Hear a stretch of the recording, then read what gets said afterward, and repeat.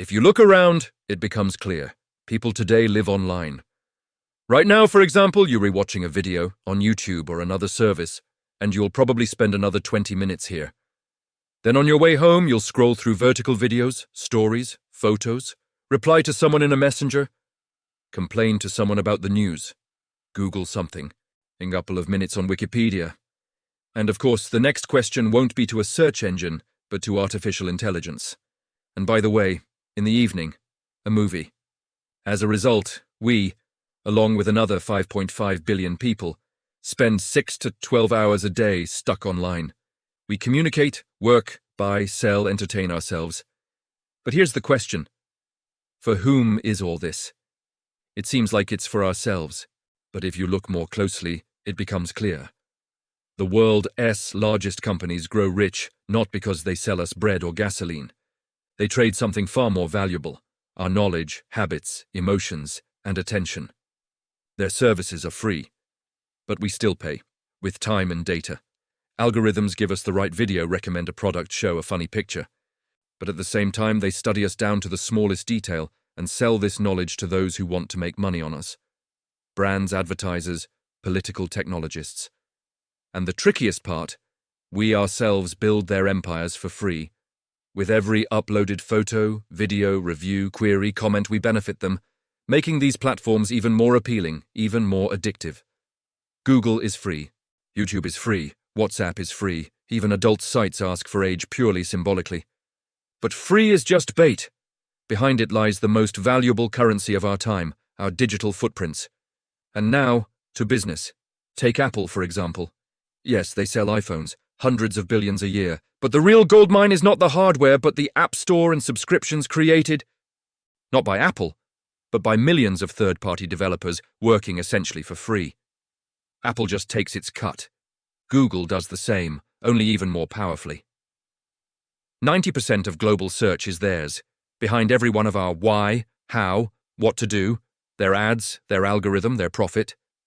YouTube recommends videos not because you need them, but because they will hold you. The number of likes, comments, shares, these are signals for the machine. This is where a person lingers, which means this is where money can be made. Amazon knows what you will buy. Meta knows what you will feel. Every service knows where you look, how long, and what it might mean. And in this huge digital world, we often feel free. But this is perhaps the trickiest form of unfreedom. The history of humanity has always been a history of dependency. First, the agricultural revolution. People became peasants, gave a share of the harvest to strong guys so they'd protect them. Then, the industrial revolution. Peasants turned into workers, and power shifted to the owners of factories. And today a new era begins. The platform era. Techno-feudalism, data colonialism. Call it whatever you want. Who holds power now? Those who control the path to the audience, to the customer, to attention. Want to sell? Pay rent to the marketplace? Want to work as a courier? Pay the app a percentage? Want to make videos? Share your revenue with the platform. Want to simply live online, leave traces, data, signals. Every like, swipe, view becomes fuel for a huge machine that learns to predict us better than we know ourselves. And next, a new generation of algorithms, new data centers where electricity flows like a river. NVIDIA grows rich because it sells brains for AI.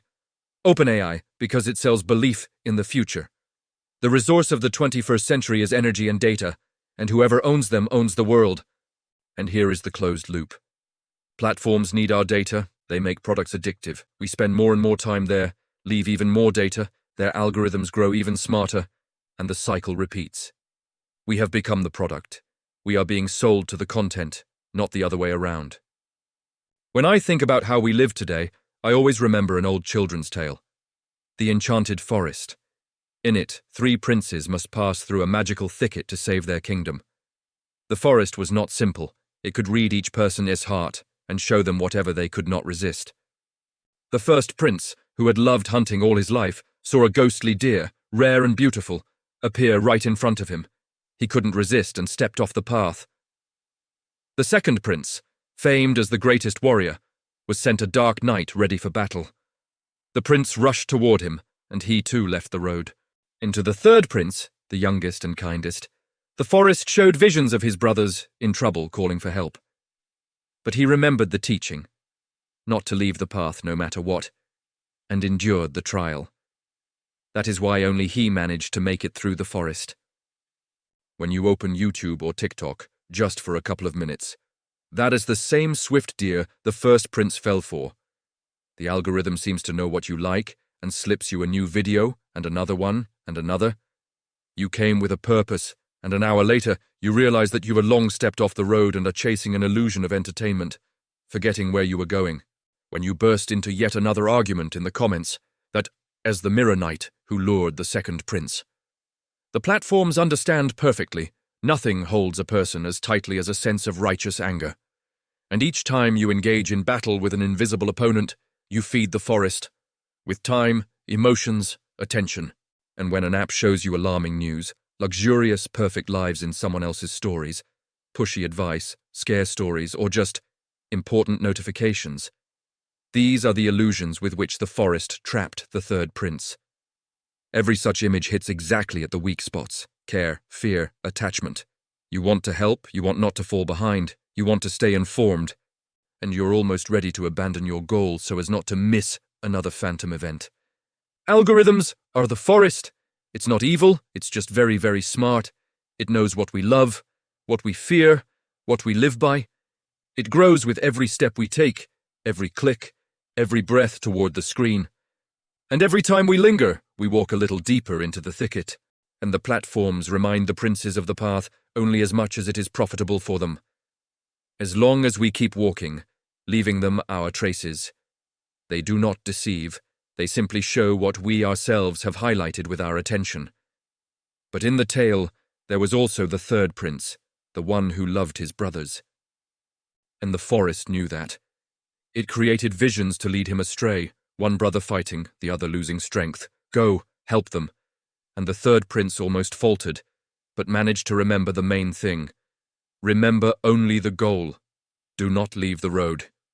And here is the entire moral. Not that technology is evil, not that we must abandon our phones and go into the real forest, but that we are the only ones who can remember why we came. That we can be that very third prince. We can use the platforms, but not forget the goal. We can work, study, have fun online, but not give up our will to the automatic.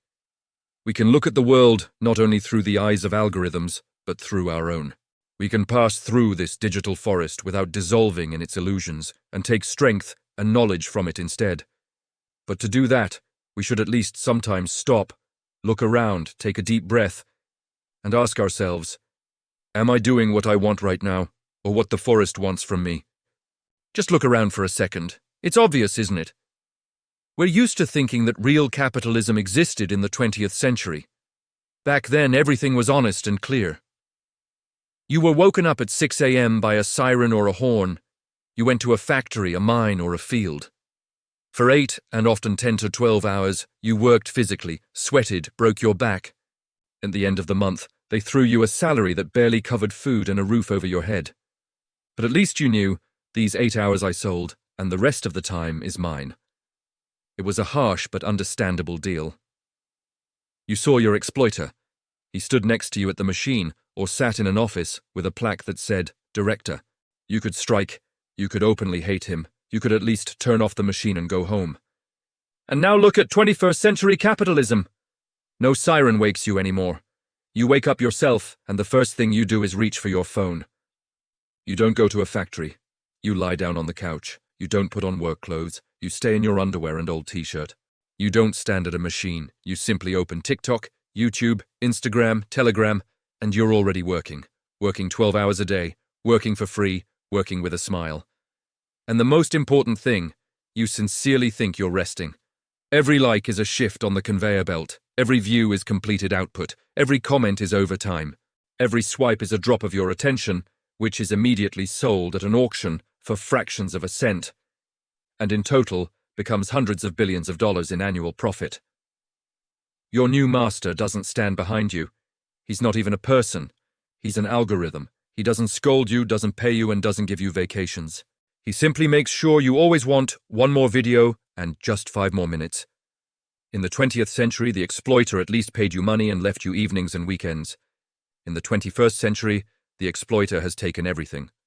Your attention, your time, your emotions, your dreams, your future income, because you're not studying, not building a business, not investing this time, and even your mental health.